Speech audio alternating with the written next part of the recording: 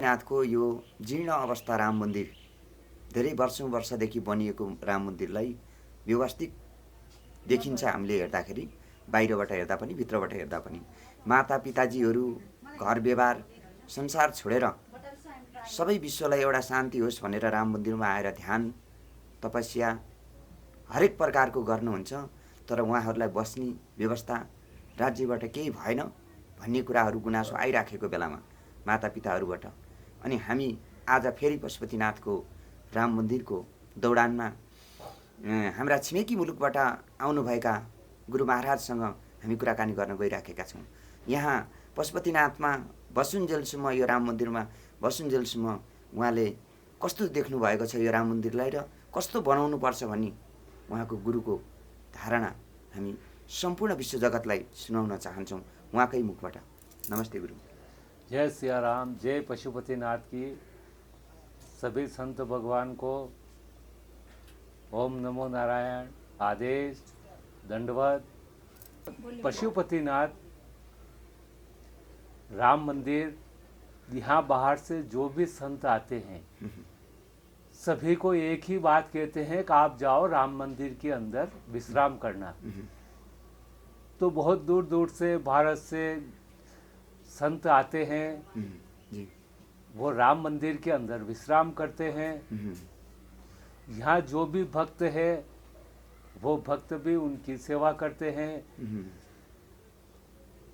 और जो हमारा राम मंदिर है उस राम मंदिर को पुनः निर्माण करवाया जाए। उसका जो भी क्षतिग्रस्त हो चुका है उसको व्यवस्थित करवाए। और जो भी साधु संत आए उसकी जो भी यहाँ का देख रेख करने वाला है, जो भी विकास वाला है, उसको आके राम मंदिर के अंदर देखना चाहिए कि भाई संतों की क्या व्यवस्था है। जब आप संतों की व्यवस्था नहीं कर सकते हो और आप स्वयं एसी के रूम में रह रहे हो, आप गाड़ी में चल रहे हो, उससे कोई औचित्य नहीं है, उससे कुछ भी लाभ नहीं होता है। जो संत बाहर से आते हैं वो 2 दिन 5 दिन 10 दिन रुकते हैं और उनको जब प्रसन्नता मिलती है आपके द्वारा तब जाके हमारे सभी कार्य धर्म के सफल होते हैं। इसके लिए जो भी हमारा उत्तराधिकारी है उसको आकर यहाँ राम मंदिर को देखना चाहिए।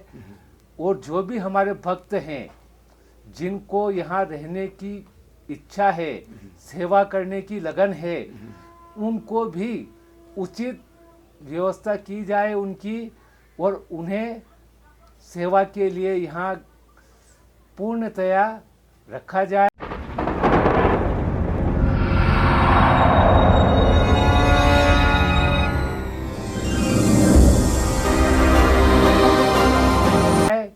और कहा जाए कि भाई आपको जो कुछ भी आवश्यकता होगी वो हम देंगे और आप प्रभु श्री राम के दरबार में रहकर आप संतों की सेवा करो और अपने जीवन को सफल बनाओ। इस कार्य के लिए एक माताजी है शारदा पांडे जी, उनका भी बहुत मन और भाव है कि मैं संतों की सेवा करूं और मेरे जीवन को सफल बनाऊं। इसलिए उनको भी यहाँ रहने की व्यवस्था की जाए। हमारे यहाँ पर मंदिर के अंदर शौचालय और स्नान गृह बनाया जाए ताकि इस व्यवस्था से कोई भी साधु संत आए तो वो 2 दिन 4 दिन 5 दिन रुके तो उसको कहीं किसी प्रकार की कोई परेशानी नहीं उठाना पड़े। हम इस जितने भी हैं हमने आश्रम तो बहुत से बना रखे हैं, लेकिन जो भी आदमी, ये भी तो हमारा ही मंदिर है। इस मंदिर के तरफ हम थोड़ा सा ध्यान लगाएंगे तो यहाँ आने वाले साधु संत वो व्यवस्थित रुकेंगे और भगवान का नाम लेंगे तो हमारे नेपाल का ही कल्याण होगा और पूरे विश्व का कल्याण होगा परमात्मा के नाम से।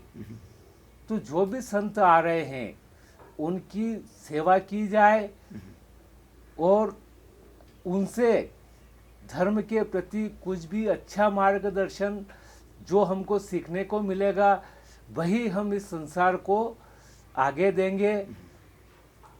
अभी नेपाल के सरकारले अभी हुआ सरकार है ना नेपाल की, हाँ बोलिए। ये कैसे चलना चाहिए? अब देखो ये पॉलिटिक्स संसार- पार्टी है, ये कैसे संसार- चलना चाहिए? अब संसार के अंदर हम्म, सबसे पहले होता है राजधर्म। जब राज के साथ में धर्म जुड़ा हुआ है तो उस धर्म के अंदर बहुत से धर्म आ जाते हैं मानव धर्म के। जब मानव का जो शरीर मिला है उसके अंदर ये राजा को या जो भी प्रधानमंत्री है उसको इसका निर्णय लेना चाहिए कि हमको जो मंदिर है, आश्रम है, उनकी किस प्रकार से सुरक्षा की जाए, सेवा की जाए। जो हमारी प्रजा है उनकी हमें किस प्रकार से सेवा करनी चाहिए। उसके जो भी दुख है, कुछ भी समस्या है तो उसका समाधान करना चाहिए। इसी से जब वो राजा यह कार्य करता है तो उसका संसार के अंदर मान सम्मान बढ़ता है, देश का मान सम्मान बढ़ता है और वो इस संसार के अंदर लोकप्रिय हो जाता है। और जहाँ लोकप्रिय होता है वहाँ परमात्मा स्वतः ही कृपा करता है। जी गुरु महाराज, अहिले जुन आप यहाँ राम मंदिर में बैठा है जी, ये विकास कोष के योजना करने वाला आदमी आपके पास आया? नहीं आए सर, नहीं आया? नहीं आए। कोई सहयोग, कोई कुछ भी, कोई मानव नहीं आया? देखो उनको उनके कार्य से ही फुर्सत नहीं है, समय नहीं मिल रहा है तो वो हमारे पास कहाँ से आएंगे। आप जैसा जुन गुरु महाराज जो भी होगा पशुपतिनाथ में, तो आप भारत से नेपाल के पशुपतिनाथ दर्शन गर्न जाओ भनेर विभिन्न प्रकारका गुरु महाराजहरू यहाँ भएका गुरु महाराजले नि त्यहाँ चाहिँ भक्तहरू पठाइदिन्छ नि त। त्यही भक्तहरूले आयस्रोत चढाएको प्रसादबाट चाहिँ उहाँहरू बङ्गला, कार विभिन्न प्रकारले हिँड्नुहुन्छ। अनि तपाईँ जस्तो भगवानको भक्तहरू आउँदा उहाँहरू तपाईँहरूलाई भेट्न किन नआउनु भएको होला? देखो ये जो अभी इस वर्तमान समय के अंदर जो भी कार्य हो रहा है, जो सक्षम होता है संसार उसी के पास जाता है। इस वर्तमान समय के अंदर जो संत है, साधु है, जो महाराज हैं, उन महाराज के पास में यदि अगर मान लो गाड़ी होगी, अच्छा आश्रम होगा तो संसार उनके पीछे पीछे दौड़ेगा। और जिसके पास में यह सभी चीजें उपलब्ध नहीं है उसको इस संसार के अंदर कोई भी उससे बातचीत करने को भी तैयार नहीं रहेगा। जी जी, अहिले नेपालमा विभिन्न प्रकार की धार्मिक संस्था है। धार्मिक संस्था के कई गुरु लोग बहुत इस आराम से गाड़ी में दौड़ता है। अनि ये पशुपतिनाथ के राम मंदिर एउटा जीर्ण है, ये कैसे सपना है? कैसा गुरु महाराज बनते हैं लोग? यह देखो इस कार्य के लिए अंदर जिसको जो भी सुविधा मिल रही है वो उनके पिछले जन्म के कर्मों से और उनके तप से मिल रही है। हमको उनसे भी कोई घृणा नहीं है, क्योंकि जिसके भाग्य में जो होता है वो उसको स्वतः ही वो तो घृणा नहीं है। वहाँ ऐसे प्रकार का संस्था का व्यक्ति गुरु महाराज जैसा कार में चढ़ने वाला आदमी को ये राम मंदिर ढल रहा है, इसको हम संरक्षण करना पड़ेगा, इसको विकास करना पड़ेगा, ये कुरा नहीं सोचते क्या? धर्म संस्था तो बहुत है। देखो हम तो नेपाल के अंदर पहली बार आए जी, और जब नेपाल वाले यहाँ रह रहे हैं तो जितने भी बड़े पैसे वाले हैं, विकास वाले हैं, जितने भी हमारे यहाँ के संत भगवान हैं, यह निर्णय तो उन संत भगवान को और सभी को मिलकर लेना चाहिए कि हम इस राम मंदिर यहाँ नेपाल में तो संतो भगवान को जुन संतों को कुरा नहीं सुनते। नेपाल के राज्य में बैठने वाला आदमी अभी नहीं सुनते। देखो यह कार्य तो जब संत भगवान कहेंगे, जब हमारे यहाँ के अच्छे जो धनाढ्य हैं, पैसे वाले हैं, जब वो सभी को कहेंगे और प्रजा के सहयोग से इसका वापस पुनः नव निर्माण हो सकता है।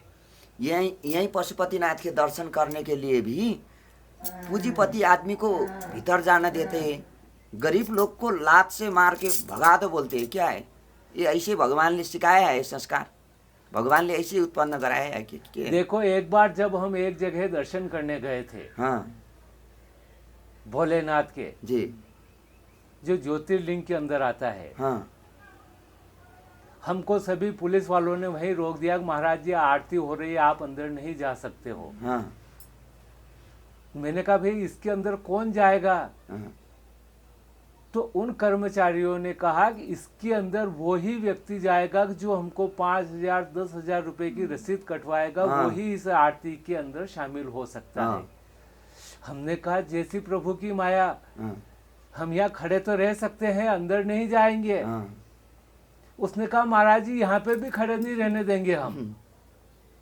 फिर हमने उसको समझाया, मैंने कहा हम तो 5 मिनट रुकेंगे, यहाँ बाहर खड़े हैं, आरती भी नहीं लेंगे, आरती के दर्शन हो जाएंगे, वही हमारे लिए सबसे बड़ी भारी उपलब्धि है।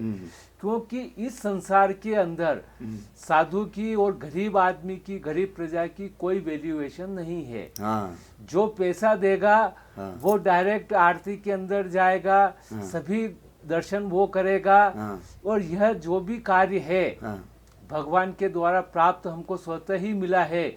इसके ऊपर इन सभी समझदार व्यक्तियों ने इसके ऊपर रोक लगा दी है। क्यों रोक लगाई? भाई गरीब आदमी तो पैसा देगा नहीं, नहीं देगा, और हमको पैसा